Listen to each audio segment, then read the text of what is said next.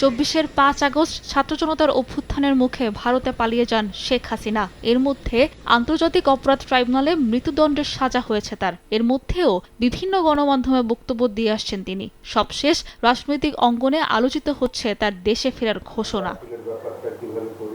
এর মধ্যে শেখ হাসিনার দেশে ফিরতে চাওয়ার ঘোষণাকে রাজনৈতিক স্টান্টবাজি বলে মন্তব্য করেছেন চিফ প্রসিকিউটর। রোববার নিজ কার্যালয়ে সাক্ষাৎকারে তিনি বলেন, শেখ হাসিনাকে দেশে ফেরাতে কূটনৈতিক তৎপরতা চালাচ্ছে সরকার।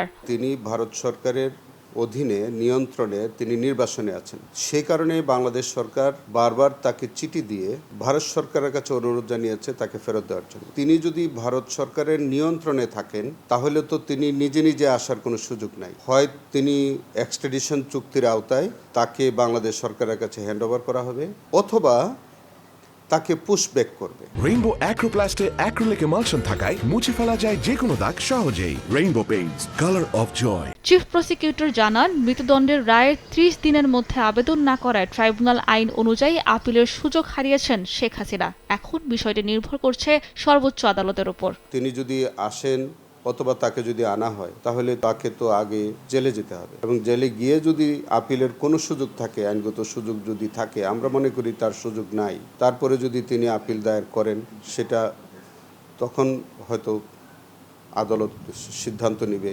এদিকে ১৯৭৫ সালে কমিউনিস্ট বিপ্লবী সিরাজ শিকদার হত্যাকাণ্ড সহ আওয়ামী লীগের সব অপরাধে তদন্ত চলছে বলেও জানান চিফ প্রসিকিউটর। তিনি যদি কোনো আপিল দায়ের করেন। সাবরিনা মজুমদার, সময় সংবাদ, ঢাকা।